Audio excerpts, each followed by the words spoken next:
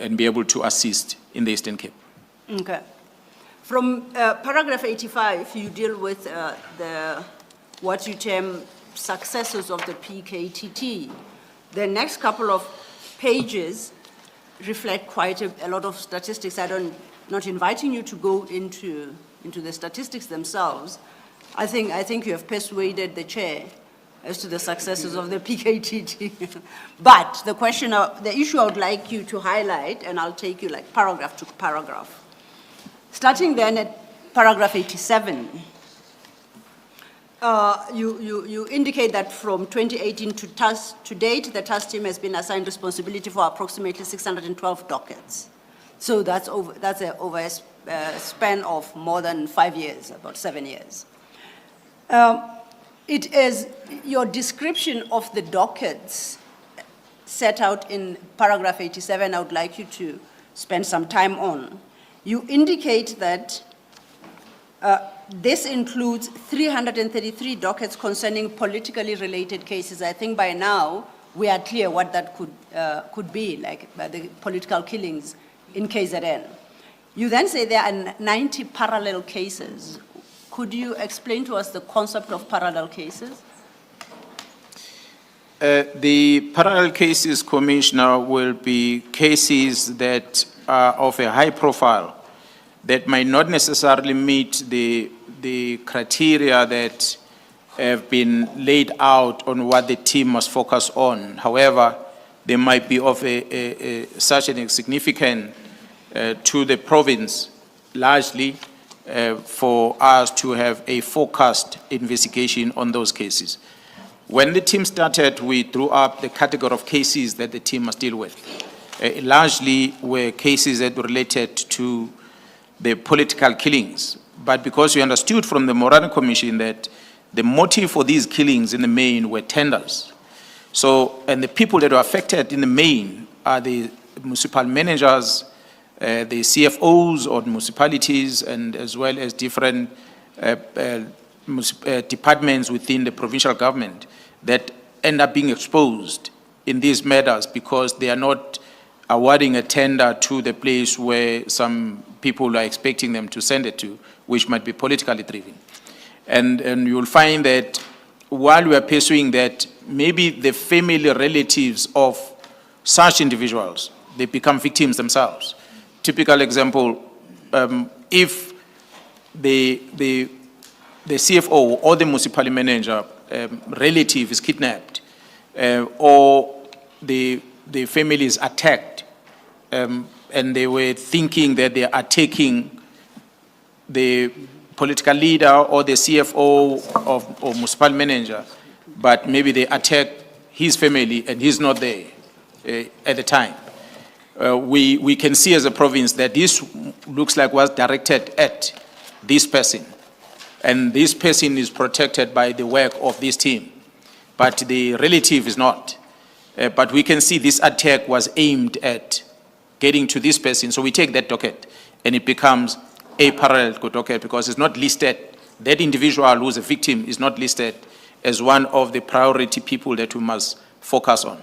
But because of the sheer involvement of those people in the work that a specific person that we're supposed to be protecting is affected, then we take those and they become parallel. Then can you distinguish that from what you call ad hoc? Because another category is ad hoc cases. Then the ad hoc cases will be some cases that are. No, I'm Commissioner, you'll pardon me, I mixed the two. The parallel cases, ad hoc cases, the one I'm talking about ad hoc, that would be someone related to the person we're looking for, or we're supposed to protect. That is ad hoc. My bad, my apologies for that.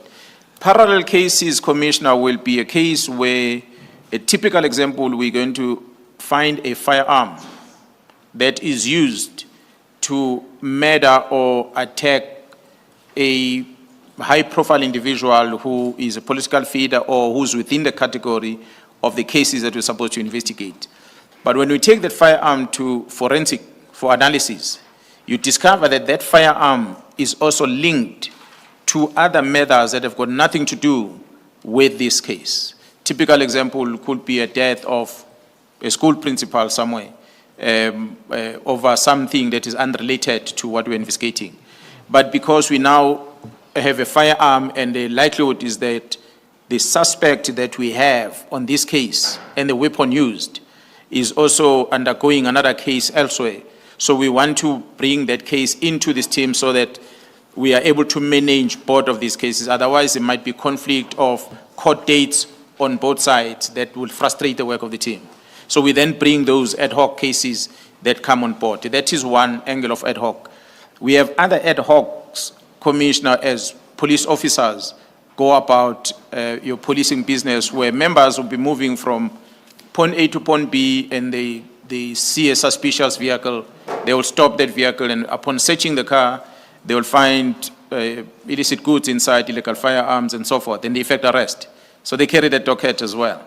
Not necessarily it was part of their plan, but by default, because they managed to deal with it. And sometimes they might get critical information that is urgent for them to attend to, and they attend to that, and it produces a docket. So those become part of ad hoc. That's why you see, even on the number, those ad hoc become many as compared to parallel. Parallel, as I said, they are more closer to the cases that are a priority of the team.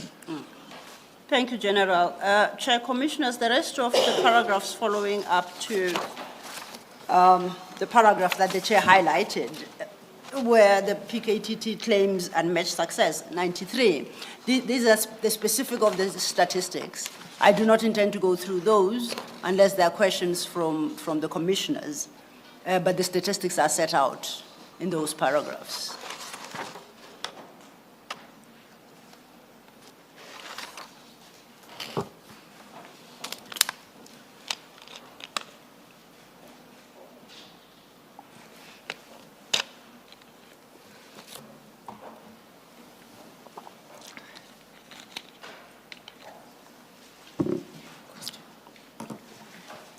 Evidence Leader Sillo. Yes, Commissioner. Can the General just complete the picture for us in relation to paragraph 87? 87. What is 87? Yes. On page 31. University of Fort Hare and the traditional leader investigations. What are those? You understood the question, General. Just to point out, this will be dealt with in greater detail later, but I think, no, for purposes of Commissioner Khumalo's question, let's complete that scene because they are referred to in the same paragraph. We've dealt with parallel cases, we've dealt with ad hoc, but in that paragraph as well speaks of 18 University of Fort Hare cases and 51 traditional leaders investigations. So could you briefly explain to us what is meant by 18 University of Fort Hare cases? And how they come to be part of the task team mandate, as well as the 51 traditional leaders investigations. Thank you, Commissioner. The Commissioner did take us to the last sentence on paragraph 93, which reads that the political task team killings task team thus has a demonstrably unmatched success rate. It is this success that brings about these interventions, as we had reflected also on paragraph 83. When the crisis is observed at a particular area by the executive authority, and a request is then made for the intervention in that front. So in this case, I did indicate that previously how the team landed in the Eastern Cape, specifically at University of Fort Hare. That's why you see the total number of cases that the team has been dealing with at Fort Hare University, 18 in total, which was mainly also attempted murders as a result of corruption within the university. The request as a result of the pressure from the traditional leadership that themselves were experiencing attacks largely in KwaZulu-Natal province. that influence, I believe, the President of the Republic to approach the executive IMC in order to direct them to also pay special attention on this incident that not only affecting political leaders, but also affecting traditional leaders, specifically in KwaZulu-Natal province. So as a result, through the IMC and the steering committee, the team was then given the responsibility to also investigate cases that are involving the attacks and deaths of traditional leaders in our province of KwaZulu-Natal. So that's why you see the total 51, which was also in addition to the work of the team. So in essence, the original mandate of the political killings task team, as I understand you, was expanded to include the two issues you speak of, the University of Fort Hare and traditional leaders. That is correct. That is correct. Can you indicate for the record who extended that mandate? So it's a mandate that will be directed by the IMC after approaching the steering committee, and then the steering committee through the National Commissioner will then direct the team to take over that responsibility. And just then for, I guess, my own edification to conclude, particularly on the Eastern Cape, the mandate, so far as Eastern Cape is concerned, the extension of the mandate is specifically to the University of Fort Hare cases, such that once completed, the political killings task team would not have a role in the Eastern Cape. That is correct. I must indicate, Commissioner, that the team being moved from KZN to focus on the Eastern Cape, it did not necessarily mean that there is a complete new budget that is allocated for that purpose.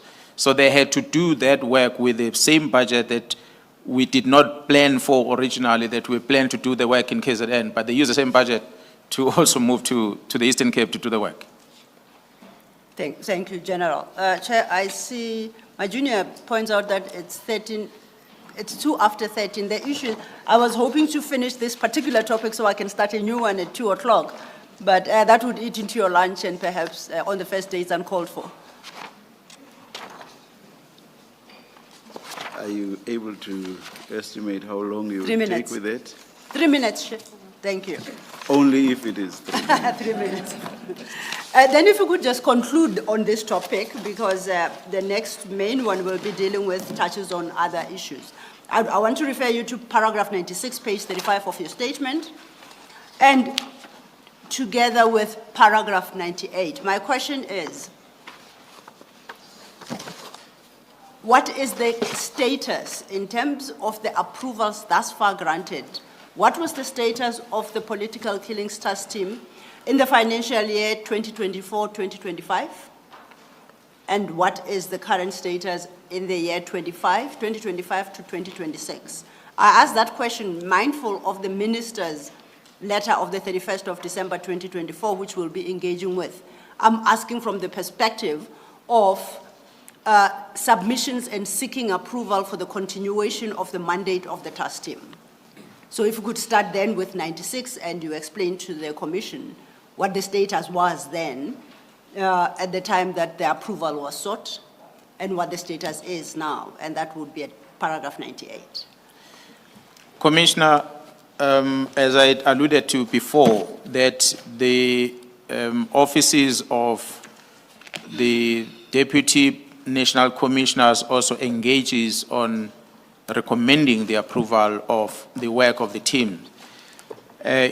Last year, on the 16th of April, through the submission that was made for the political killings task team to continue with its work in KwaZulu-Natal for the period of 12 months, which was a financial year, and also to request the approval of the budget for that purpose.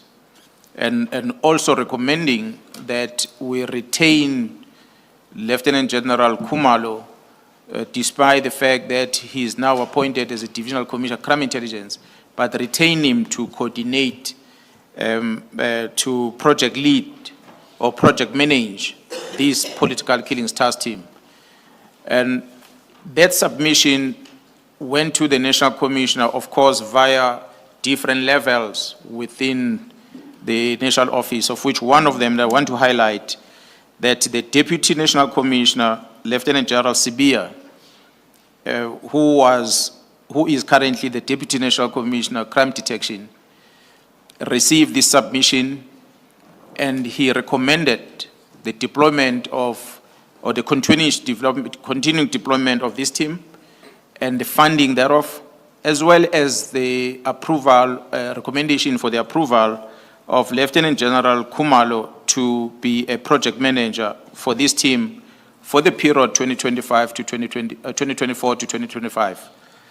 And this submission was made to the National Commissioner via the CFO, who allocated the funds, and the National Commissioner approved as such. So an approval was granted in April last year, which an approval will have lasted until the end of the financial year, which is March 2025.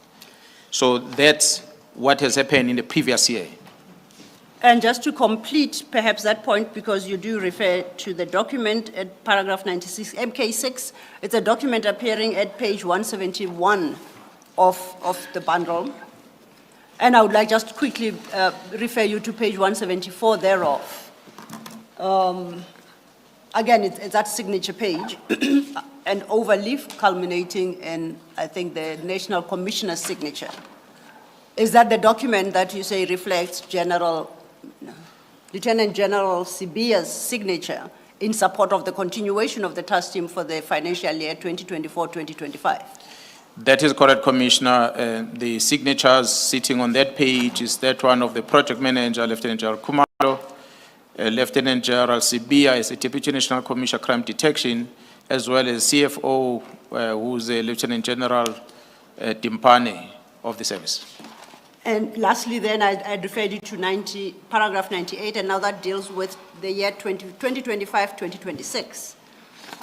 Just to make the point, we don't have to discuss it, that you indicate that it would appear from the document that funds are available for continuation, but final approval is still awaited from the National Commissioner for the 2025-2026 year.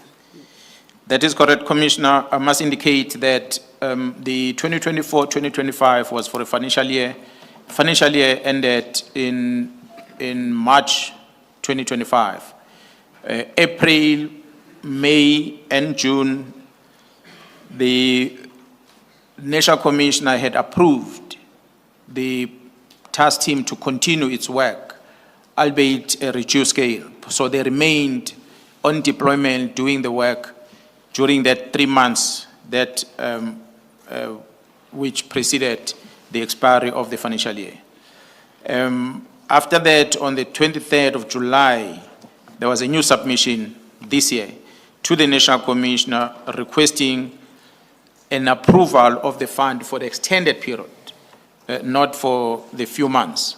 The one of April, May, June was only for a few months, but we requested an extension of a longer period, which is going to end next year, the end of the financial year. That request that was submitted to the National Commissioner requesting that further extension, as well as made a submission also to the CFO. Approval has been granted by the National, the approval of this work of the team has been granted by the National Commissioner. The team is now fully deployed to do the work. But with reference to paragraph 98, your conclusion is that the final approval by the National Commissioner is awaited for the year, for the remainder of the financial year 2025-2026. Is that correct? Yeah, the final approval by the National Commissioner was awaited on completion of the statement. Commissioner, I remember I'm confined to this, Okay. but because I'm a police officer, part of the operation, I'm now privy to the fact that there is financial indication also that was done by CFO on the budget that can be made available to allow us to continue with the work. So we may make the note that for 2025-26 financial year, it's also approved, the continuation of the task team. Yes, sir. Thank you. Thank you, Chair. I ate into your lunch. I complete that part of the testimony. Thank you. Thank you, General. Thank you, Advocate Sololo. Let us resume. Let us resume at 2 p.m. Thank you, Chair. Thank you.